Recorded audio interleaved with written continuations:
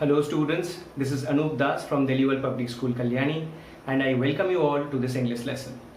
Today's lesson is on a poem from Flamingo class 12. The name of the poem is A Thing of Beauty. It is composed by John Keats, a British romantic poet of second generation. Well, I've just told you that John Keats belonged to Romanticism. But what is Romanticism?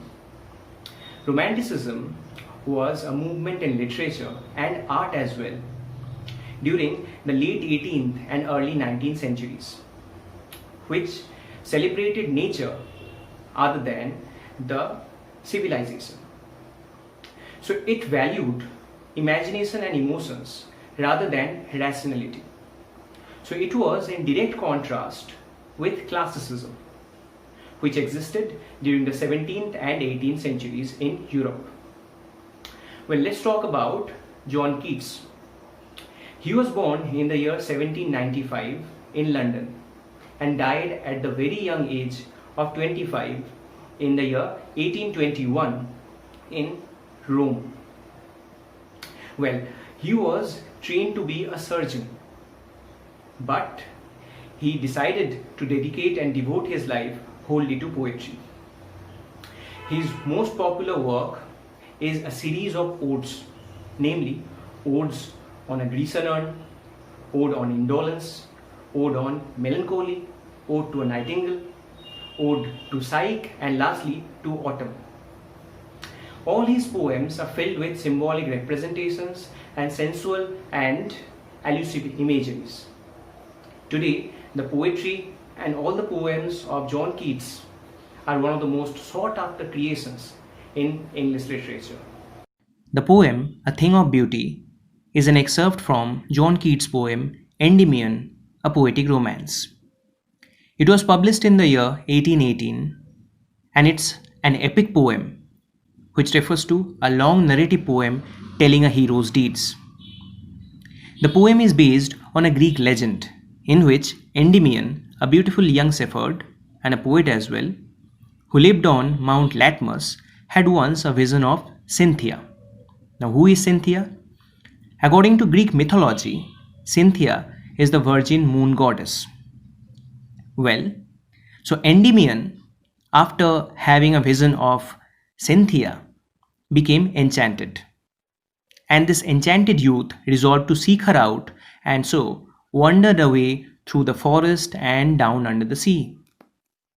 Later, in his quest, he falls in love with an earthly maiden, who later turns out to be Cynthia herself.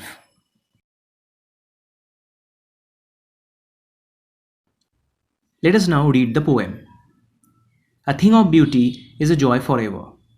Its loveliness increases. It will never pass into nothingness. Like all romantic poets, John Keats also believed that the materialistic world has given birth to greed, corruption, lust, and craze for all material things. Thus, he escaped to the rustic life in order to get closer to nature, which according to him is the ultimate source of peace, happiness, and joy. Keats feels as if the beauty of the world immortalizes us. Hence, he goes on to describe the sublime beauty. The poet says that beauty stays forever. It never fades away, rather, it increases with the passage of time. But still, we keep a bower quiet for us, and a sleep full of sweet dreams and health and quiet breathing. The perception of the poet regarding beauty is that it never goes off with the passage of time. Rather, it beautifies more and more. For the poet, beauty is like a beautiful shady tree, under whose shade all the creatures can sleep peacefully and enjoy good health. Therefore, on every morrow are we reading a flowery band to bind us to the earth. Spite of despondence, of the inhuman earth, of noble natures, of the gloomy days, of all the unhealthy and over-darkened ways, made for our searching. Yes, in spite of all, some shape of beauty moves away the pall, from our dark spirits. Here the poet says that every day it is the beauty which fills us with the spirit to live. It is the beauty which builds the desire in us to live. The poet emphasizes that without beauty, the earth will be full of cruel people, sad and gloomy moments. It is the beauty created by God which helps us to remove the sadness from our hearts. The earth is full of hatred, greed, and negativity. But the gloom and sadness caused by this negativity fades away with the positive vibes of the beautiful things that surround us, such the sun, the moon, trees old and young, sprouting a shady boon for simple sheep, and such are daffodils with the green world they live in, and clear rills that for themselves a cooling covert make against the hot season. The mid forest brake, rich with a sprinkling of fair musk rose blooms. Well, here the poet describes the beautiful things which are present on earth.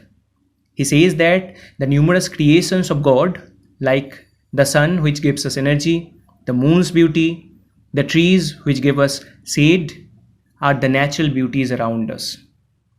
The various animals like the sheep that surround us make our world lively. The pretty flowers like daffodils make the world green and lively. The flowing streams of water, which are very cool, they refresh us in the hot summer season. The forest, which are full of the pretty musk rose flowers, are a beautiful sight to the eye. All these are the things of beauty.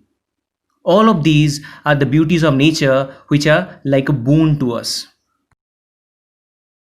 And such too is the grandeur of the dooms we have imagined for the mighty dead, all lovely tales that you have heard or read. Finally, the poet refers to the beauty of the magnificent and impressive stories of the mighty dead, that is, the martyrs who sacrificed their lives for their countries and for humanity. There's the joy of listening to these tales of grandeur. Now let's see what the last two lines of the poem says. An endless fountain of immortal drink pouring unto us from the heaven's brink. Here the poet says that nature is the endless fountain of immortal drink. The nature gives us immortal joy that comes from heaven. It is like nectar, and hence it is the ultimate source of happiness. Well, that brings us to the end of this poem. So, what is the crux of this poem? The poet says that a beautiful thing is a source of endless joy. It has eternal beauty which never fades away. A beautiful thing gives us a sleep full of sweet dreams, good health, and relaxation. The beautiful things are like a fountain of immortality bestowed upon us by God.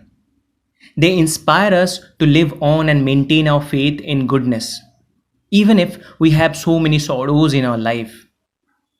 Life, although full of problems, itself provides us with nature to lose ourselves within it and be transcended.